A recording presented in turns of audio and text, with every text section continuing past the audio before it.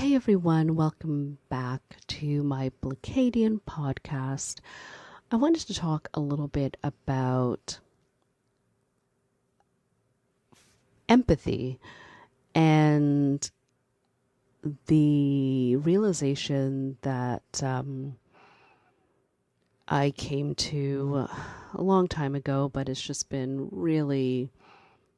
I've been really reminded of in the last little while, is that empathy is not extended to people that look like me. And it's very dehumanizing and demoralizing. And I just wanted to talk about it.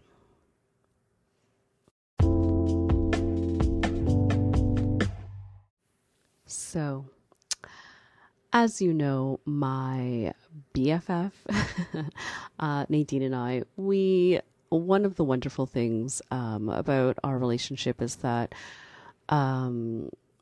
we can, we always find time to reach out and support each other. And, whenever we're having difficulty, and I know when I'm having a difficult day dealing with some nonsense, if someone's dealing with some racist nonsense, I know that I have someone, that I can vent with and share with, and it's always just really lovely. And so she was, and vice versa. I think would I imagine so, because we do. I say this all the time. We do talk about things other than racism. But just as, one of my oldest and dearest friends, she reached out to me. She sent me a text, and she was just like, I need to, do you have time for a call? And I'm like, yeah, for sure. So she was just like, I was just in this very frustrating situation where she was talking to somebody and explaining to them about this idea that, because of the dehumanization of Black people through, the slave trade, that the idea that we are, full human beings with emotions and feelings is still in people's hearts and minds today. And so when people see, a Black person suffering, they don't see it as, it doesn't, have the same impact on them as if they saw a white person suffering, because that is one of the side effects of the dehumanization process of slavery, is that, we're not seen as a full human being. And, it was just met with resistance to this idea. And, we're in our prioritizing peace era. And so she was like, you know what, I just had to leave it, because I was like, I'm not going to go down this rabbit hole with someone who's just not willing to, even entertain this idea, this truth on the subject. And I was like, yeah, no, what the hell? How can you not talk about it? And so I was thinking that, when I had this conversation, and I shared with her, and I'll share with you all, that when, I had this conversation with someone, and we were talking about this, and I was very impressed, because, there's so much going on in the world right now. And there's the war in, with Israel and Gaza, and there's in Ukraine and Sudan and Congo. And so I was telling my friend, it's so interesting about, what's dominating our news cycle. And I'm, you know, noticing that the things that are dominating our news cycle are things where white lives are being, lost. And to my great surprise, this person who was white completely understood what I was saying. And was, I didn't have to, defend that position. And I thought, what's interesting is that people don't realize, and I think, there was some reporters talking about, when the war in Ukraine had started, about how this is so shocking. This is so shocking. They couldn't even, I don't know if they were trying to catch themselves, or perhaps they weren't even aware of why it was such a disturbing image to see. And it was because the they are they were used to seeing that kind of devastation and loss of life only existing around black and brown bodies. And then it took on new significance and new meaning when those bodies were white. And it's a horrible thing for people to have to admit to themselves. And it was a horrible realization for me to come to, many years ago, that my life, my people's life, isn't going to be seen as worthy of existence simply because of the color of my skin.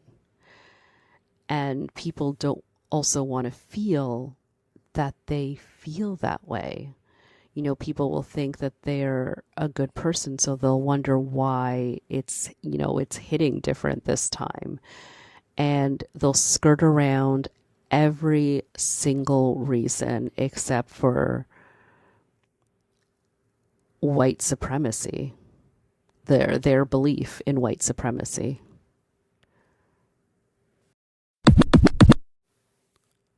And of course, our conversation did touch upon, the Duchess of Sussex. And, I'm not a big royal watcher person, and neither is my friend Nadine. But again, it's just been in,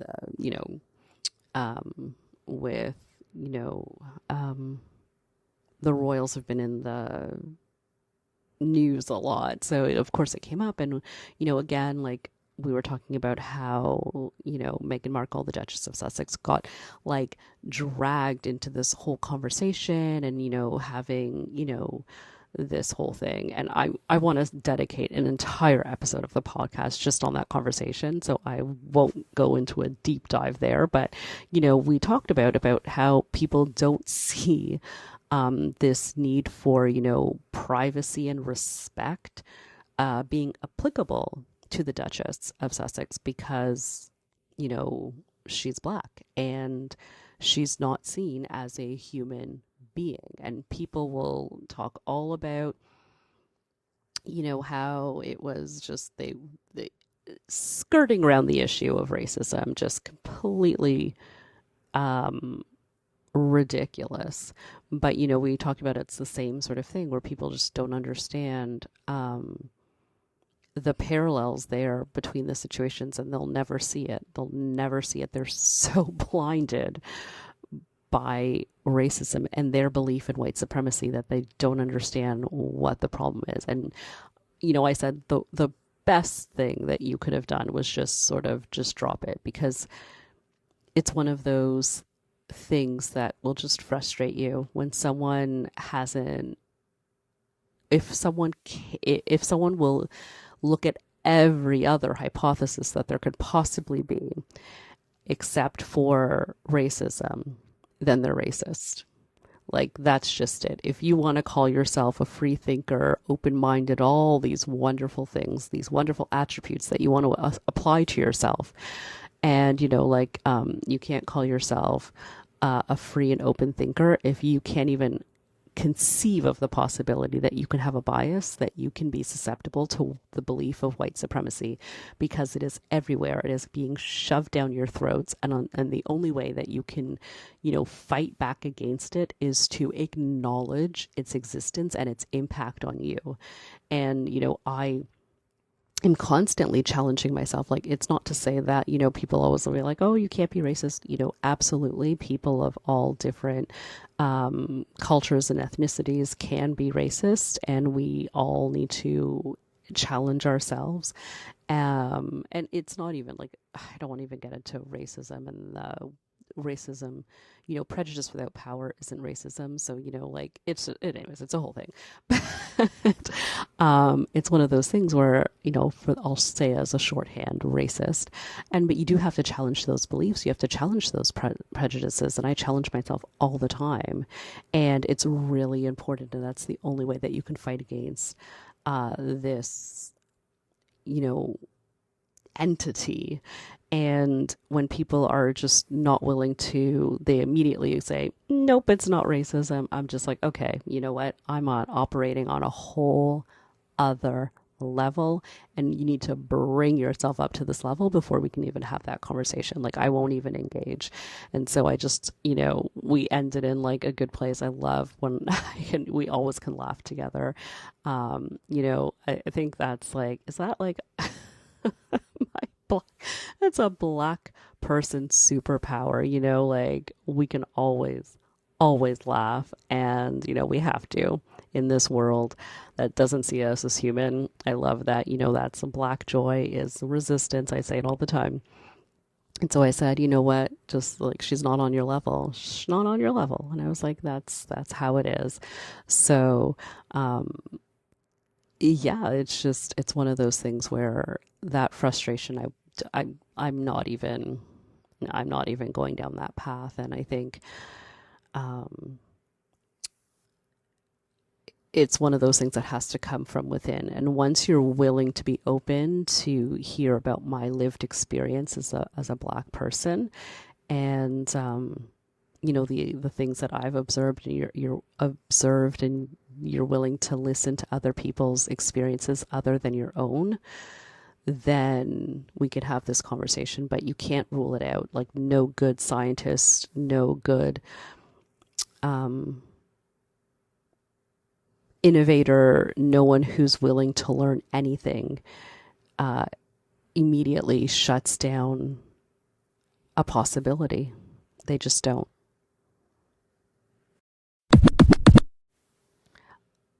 A long time ago, yeah, uh, not that long, but a long time ago, when I was in school, one of my teachers, our professors, this is university, told us to, and taught us to, look for the racism in the news. And it was such a profound moment for me, such a valuable, powerful exercise, something that I do to this day. It impacts, where I consume my news, where I go to, because it's a valuable lesson that I know a lot of people did not get. And, just because you read something, you have to read it with the filter of looking for bias and racism. And, that was the point of the class. But I think we were all, if that lesson sunk in as deep as it did for me, for my peers in the room and, everyone that she taught for, continues to teach for these years, if that touches them, then it's such a powerful tool, because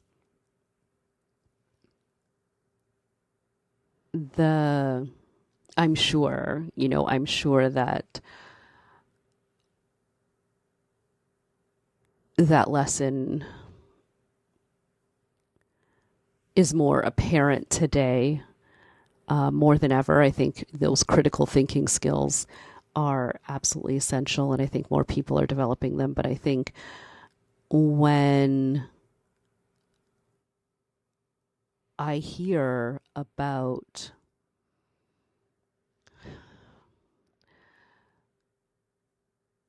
stories of, who deserves my sympathy and who deserves my compassion and who deserves my, money and attention, who is suffering,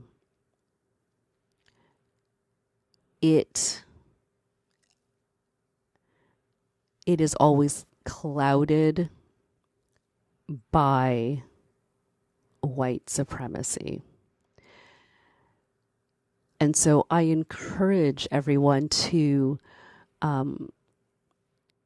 sort of wonder about what you're not hearing about as much, or if at all, about what's going on in the world around you, and maybe question, why something is deemed more important than other news stories. I know the answer. If you want me to, tell the answer, it's racism and white supremacy.